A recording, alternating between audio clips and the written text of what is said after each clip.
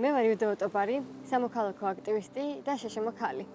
რაც არც თუ ისე ადვილია ჩვენს ქვეყანაში. თუ შეშმო ქალი ხარ, შენი ცხოვრება ძალიან განსხვავებულად წარმოუდგენიათ. შენ არ შეგიძლია იყოლიო შვილები, ოჯახი, გქონდეს შენი პირადი აზრი და პირადი ცხოვრება. შეშმო პირის სტატუსით დაახლოებით 4-5 წლის წინ მივიღე, ასე ვთქვათ, იმიტომ რომ მაშინ გავიაზრო, რომ მე ვიყავი შეშმო ქალი და ეს არ იყო ისეთი რთული, რომ მე უნდა დამემალა და რამე სასირცხვილო არ მჭირდა. სასმელი აპარატი ამ მომენტში არ მიკეთია, იმიტომ რომ სახელმწიფო ვერ მთავაზობს ჩემთვის მისაწვდომ სერვისს. სმენის დაქვეითება არის სხვადასხვაგვარი და სმენა დაქვეითებულებიც ერთმანეთს არ ვგავართ. პირველ რიგში შეშმოყრებისთვის პრობლემა არის გარემოდან გამომდინარე გამოწვევები, სადმე რომ მოგინდება წასვლა და იქ ვერ მიდიხარ. შესაბამისად შეიძლება იყოს ეს დასაქმების ადგილი, სადაც ვერ საქმდები, იმიტომ რომ არ არის შენთვის ხელმისაწვდომი გარემო. ჩემთვის მაგალითად როგორც მე დაქვეითებული პირისთვის შეუძლებელია ხმაურიან გარემოში მუშაობა, იმიტომ რომ ეს ხმები ჩემს შრომის უნარიანობაზე აისახება უარყოფითად. ზუსტად არასამთავრობოების დამსახურებით ვარ დღეს აქ და შემიძლია ამაზე საუბარი, იმიტომ რომ ისინი დამეხმარდნენ პიროვნ უზდაში და რაღაცების გააზრებაში და გადაფასებაში, რომ შენ ჩვეულებრივ ადამიანი ხარ და რაღაც კეთროვანივით არავინ არ უნდა გიყურებდეს და არ უნდა გერიდებოდეს იმაზე საუბარი, რაც შენ არ აგირჩევია, რაც შენი ბრალი არ არის. რუსული კანონი შეშმო პირებისთვის არის კატასტროფა. იმ ორგანიზაციებს, სადაც დასაქმებული ვარ, ვთხოვს, რომ დარეგისტრირდეს იმ სამარცხინო სისტემაში, რომელსაც გვთავაზობს მთავრობა და რომლის მიხედვითაც ჩვენ ვიქნებით უცხოური გავლენის გამტარი ორგანიზაციები. არავის არ უნდა მოღალატედ დარეგისტრირდეს მაშინ, როცა ამ ქვეყნისთვის უამრავი სიკეთე გაუკეთებია, აკეთებს და კიდევ გააკეთებს, თუ იქნება ნორმალურად ცხოვრების შესაძლებლობა და საქმის კეთების შესაძლებლობა.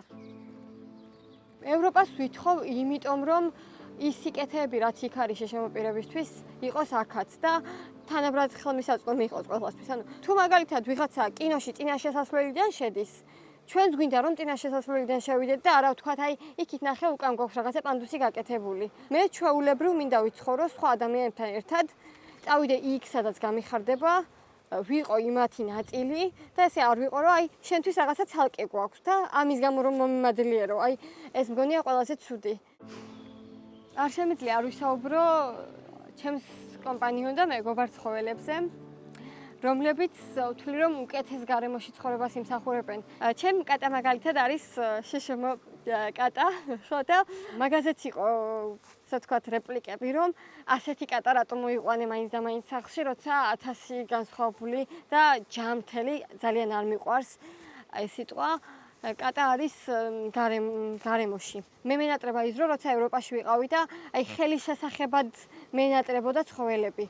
და თუ რამდენიმეს ვნახავდი ის ტრანსპორტში, პატრონს ვთხოვდი შეიძლებოდა თუ არა და აქ კიდევ აი ყველგან უსაფარი ცხოველები არიან და მათაც ჭირდებათ ევროპული მომავალი. ანუ ევროპული მომავალი ჭირდება ყველას. წლებია ბებია ჩემი არ ყოფილა ზღვაზე. იმიტომ რომ არაოფიციალურად, მაგრამ არის შეშმო პირი, დევნილთა დასახლებაში ვცხოვრობ, დევნილი ვარ, გალის რაიონის სოფელ ოტობაიდან. ვცხოვრობ ამ დევნილთა დასახლებაში, რომელსაც არ აქვს ლიფტი. და ვცხოვრობ მესამე სართულზე, საიდანაც მე ფიზიკურად ვერ შევძლებ ბებია ჩემი დაბალ ჩამოვიყვანო. ნუ შესაძლებელია რომ ვიღაცებს ვთხოვო დახმარება და რაღაცნაირად ჩამოვიყვანო, თუმცა არ მგონია რომ ეს იქნება მისთვის ღირსეული. ამიტომ მინდა ისეთი გარემო ქონდეს მასაც და ისეთი სიბერე, სადაც ჩემს გარეშეც ჩემგან დამოუკიდებლადაც შეძლებს თვითონ მოვიდეს ზღვაზე, თვითონ წავიდეს მაღაზიაში თავისი ეტლით. და ანუ ჩვეულებრივ სრულფასოვანი ცხოვრებით იცხოვროს. ყველაზე ახლოს ალბათ აფხაზეთთან ვართ ახლა ჩვენ თითქმის და აფხაზეთში ჭირდებათ რომ ევროპული მომავალი გქონდეს. ევროპული მომავლის გარეშე ჩვენ ვერ მოვახერხებთ იმ ადამიანებთან კომუნიკაციას და იმ ადამიანების ისტორიულ წარსულში დაბრუნება, სადაც ჩვენ ერთად შეგვეზღუდეულო. მთელი საქართველო აფხაზეთი არ უნდა გახდეს და სამაჩაბლო არ უნდა გახდეს. ჩვენ უნდა ვიყოთ ევროპა და ასე მოლაპარაკების მაგიდასთან უნდა შევძლოთ იმის დაბრუნება, რაც ჩვენი იყო, ახლაც ჩვენია და უბრალოდ დროებით არის ჩვენგან თან შორს და თან ახლოს.